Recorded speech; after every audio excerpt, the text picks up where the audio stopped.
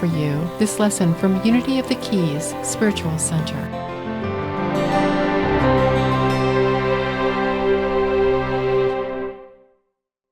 And so, if you were here last week, you heard me say that today's lesson title had been changed to what it is today.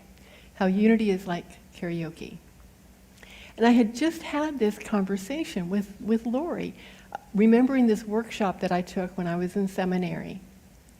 And so, as a seminary student, you take a year of homiletics, which is learning how to put together a talk and deliver a talk and hopefully not make it too painful for the congregation. But this workshop was just a one-day workshop to try to lighten your heart around it. And the idea, the concept, was that each of us had to think of something that had happened in the last 24 hours, an experience, something we saw, something we read, and use that as the theme for the lesson that we were going to construct. So this was already in my mind because of our conversation, and the day after karaoke, I am walking to church, and I'm thinking, karaoke is like unity, and unity is like karaoke, and that would be a fantastic lesson. And so here we are. Now, I think we all pretty much know what karaoke is, right? It's that thing where there's a screen and there's music and a microphone, and you read the words as they highlight on the screen. And it was created actually in the 1970s by the Japanese and migrated here. Now, kara, the first part, means empty. And oki actually means orchestra. You learned something new today. So karaoke means empty orchestra, okay? So how might unity be like karaoke? So let's imagine this setting. Just imagine in your mind there's a stage, there's a microphone, there might be some nervous laughter, okay? Then there's an audience, and they are ready to cheer you on. They are not there to pick you apart. They are there to support and love you. There's lyrics dancing across a screen there to help you in this entire experience. Now, given this usually happens in a bar, and the lights are lower, and there might be some liquid courage involved to help in the entire process, but you can kind of get where I'm going with this. So how might unity be like karaoke? Because I see a lot of things so terribly similar. So when we first look at karaoke, we might say, well, karaoke's not spiritual. How can that be? Well, I think that experience has some very powerful lessons if we look closer, if we look deeper at that. So karaoke teaches harmony. It teaches grace. It teaches belonging and connection. It does. It teaches all of those things. Now, it's loud. It's imperfect. And it is joy-filled. It absolutely is. And with our first unity principle and our statement of being, we say there's one presence, one power, God everywhere. Well then, Spirit has to be in karaoke too, right? If God's everywhere present, God is there. So let's explore what karaoke can teach us about unity. So the first one is nobody sings alone. Nobody sings alone, even if they hold the mic.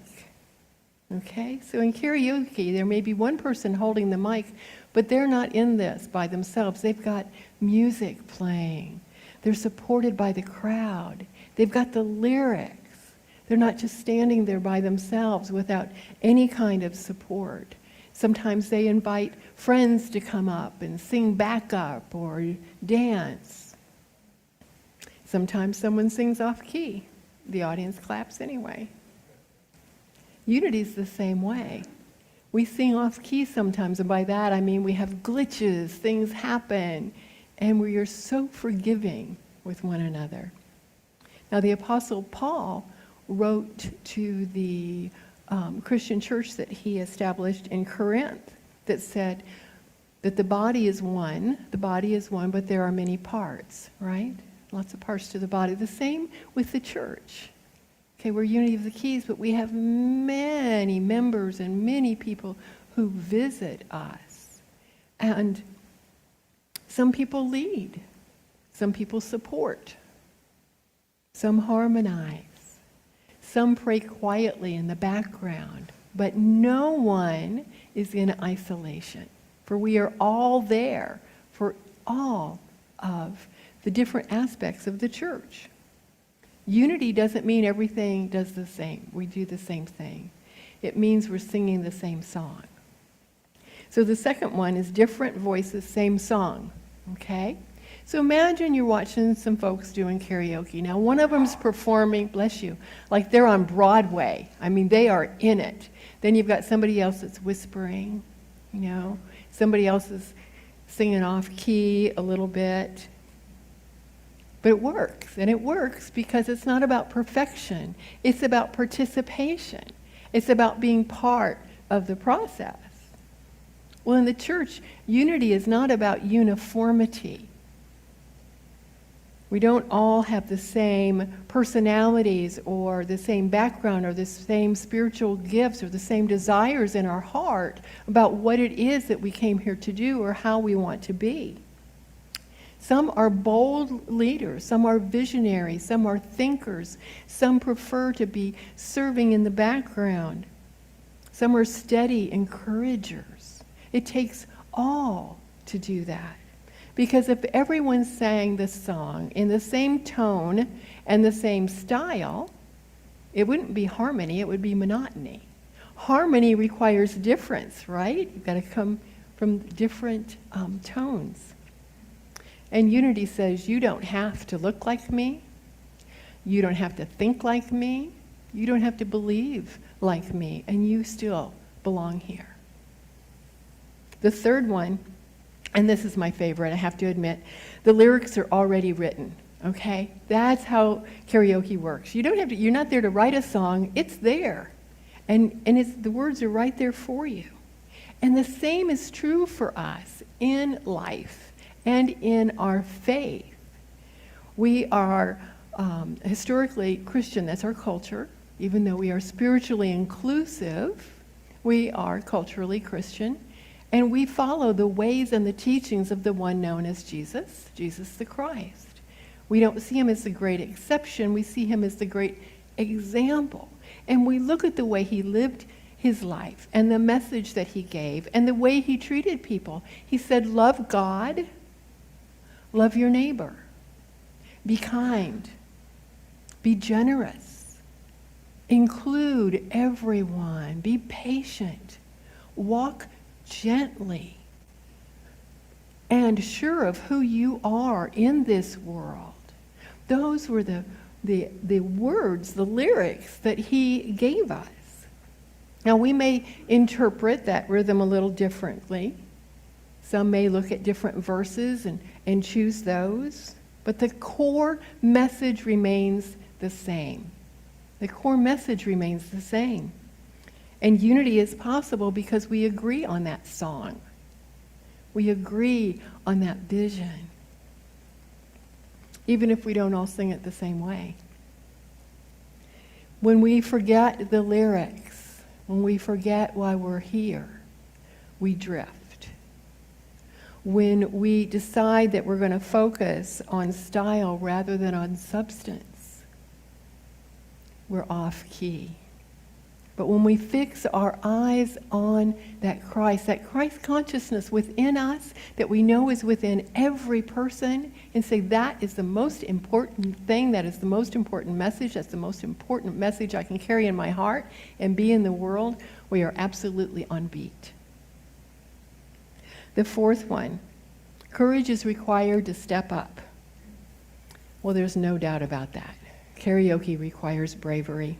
You step forward knowing you might absolutely miss a note. You might forget how the melody goes. You might embarrass yourself, and it's okay.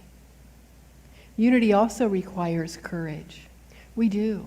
It takes courage to take those messages, those deeply rooted messages that we've been carrying all our lives about our value, about how we're to be fearful in the world, about how everyone's out to get us, and that we need to always have our defenses up. It takes courage to let those go and to try some of the spiritual tools to change our thinking and to change the way we carry ourselves in the world. It takes courage to forgive, because there's a part of us that goes, oh no, I'm not letting that one go. It takes courage. It takes courage to stay at the table when there's tension or there's conflict. Absolutely. The early church didn't always agree. We had the Apostle Paul doing his thing. Barnabas was over here. Peter was like, what are you guys doing? They had a different audience, but they had the same mission. They had the same mission. So unity is not the absence of tension, because anytime we are growing and shifting and trying new things, there's going to be tension. You know, there's that ow in grow. But we make the commitment to sing together anyway. The fifth one is the mic moves around.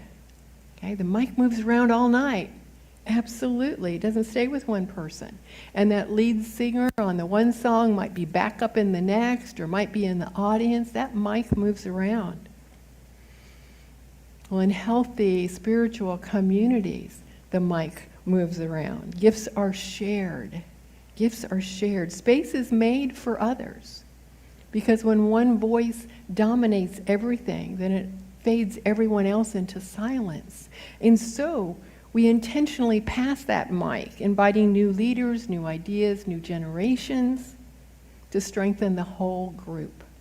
Unity flourishes when everyone who wants a turn has a turn. And number 6, there's grace for missed notes.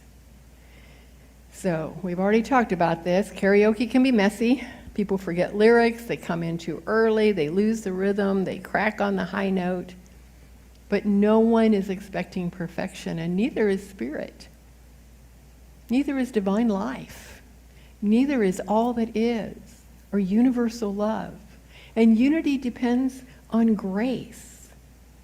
If every mistake became a reason for rejection, no one would ever sing or try anything new, or try out any spiritual tool, or step out in any way differently than how they've always been. They risk and they grow because they feel safe.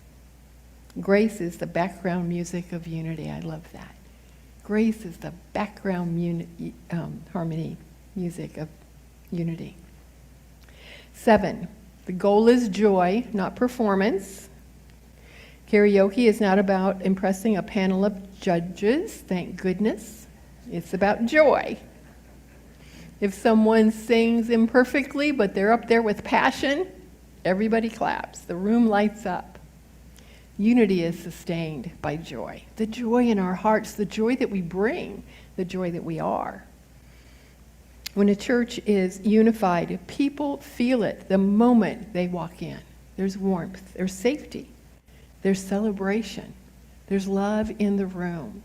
So I'm going to tell a little side story here. I'm going to tell it on Wayne that just read our daily word for us. So Wayne found us almost 2 years ago, and he's been joining us regularly on Zoom every week. He comes early for the prayer service at 10:30 and stays on for the service. And so he and I spoke when he first found us. He's a longtime Unity student. He knows Unity up one side and down the other. But he found us online and liked what he saw.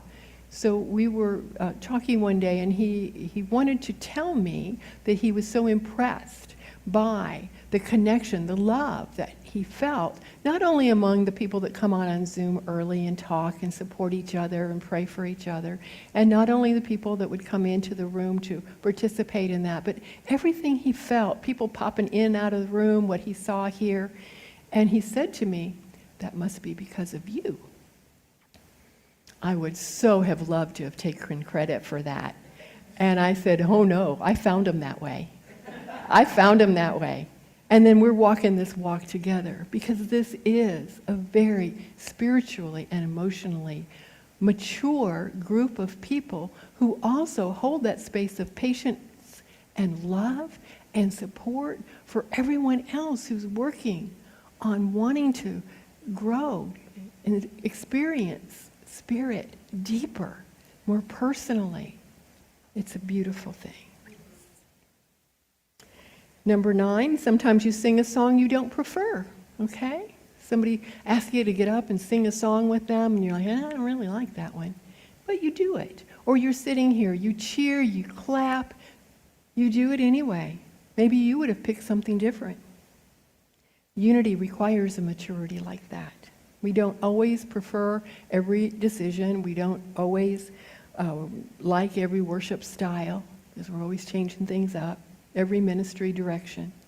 But when the activity still honors the divine, we get behind it. We say, let's give this a chance. Let's see what happens. I'm willing to hold a space for this. And number 10, this is the last one. The finale is better together. The best karaoke moments are often the final songs where everybody comes up to sing. There's no competition, no single voice, just a room full of voices being loud and imperfect and absolutely unforgettable.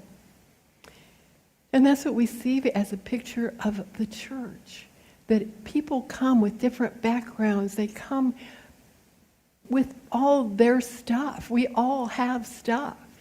And to see a church that's open to every tribe, every nation, every language, every spiritual or religious background or none, that you have our undivided attention, that we see you and we see the glory that you are just as you are right now. Absolutely. And that is what a spiritual community can do. They can. To sing the harmony that we forgive, we encourage, we stay committed to one another. We stay committed to one another. We choose to keep singing, to keep growing, and so it is. And so it is.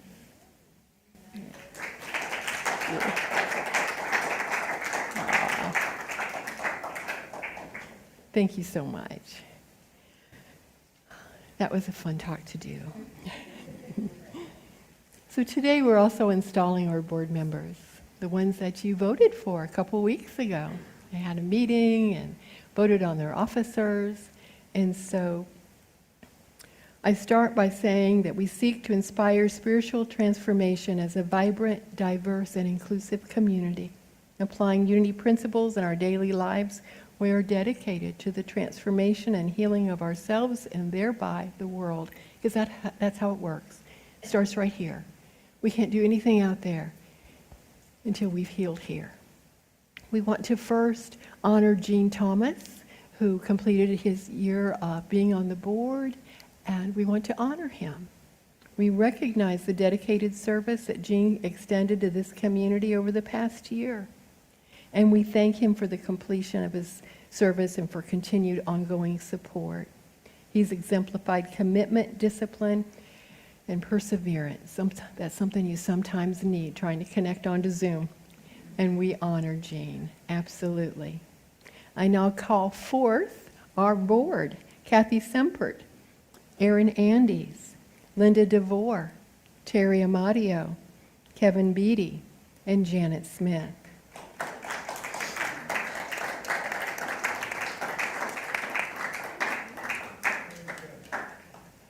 Kevin's like, but no, I'm working on this stuff. Yeah. Yeah. This is your board. This is your board. for 2026. These are the people that are committed to being excellent stewards and using the divine wisdom within them to guide us through this next year. They have each expressed their willingness to serve in the capacity for which they've been selected. This willingness reveals that all of you accept the truth that you are a child of God, and accepting that truth, you know that your purpose becomes to express more of the God in your life, and that's how we start every meeting. We acknowledge the sacred commitment, we honor your willingness to bless Unity of the Keys through your service on the Board of Trustees. And as you prepare yourselves to serve in this capacity, will you always look to the indwelling Christ for wisdom, guidance, and support? And the answer is, I will. Amen. I will. We are now prepared to empower this board to act in the important position. Not only do these board members oversee the business affairs of the church, but their individual and collective consciousness with the minister establishes a consciousness for the entire congregation. Recognizing the authority you have entrusted in them, we now charge them with this responsibility. Do you promise to follow the light, seeking at all times to be aware of what is right rather than who is right? Perfect. Do you accept Reverend Daybree as your senior minister? I slid that right in there. Speaking to the president, Kathy Sempert, you have accepted this role as the board president for the third year, and we thank you. We do. Will you do all within your power to continue to lead this board with integrity and great faith into the path of loyalty and unity, demonstrating such a strengthened steadfastness, purpose, and practice that this church shall stand as a shining light of truth to the world? I will. Absolutely. And Aaron Andes will be serving as our vice president, continuing to serve in that role. Janet Smith will continue as our treasurer. Linda DeVore, who's here in person, yes. They've actually moved north, mainland, and they came to help with the blessing of the animals because they've been a part of it for so many years, and Jack came with her. Linda will continue to serve as secretary. Kevin Beatty and Terry Amadio will be serving as members at large and will assist the board in this community with various projects and responsibilities throughout the year, all representing unity here and outside these walls. And so to you, to all of you, you are the voice of this church. You are the ambassadors of Unity of the Keys in the community. You are the backbone and the volunteers giving service. Together, we are a mighty force for good, for God. Ladies and gentlemen, I present to you the newly forged Board of Directors for Unity of the Keys Spiritual Center. Yay.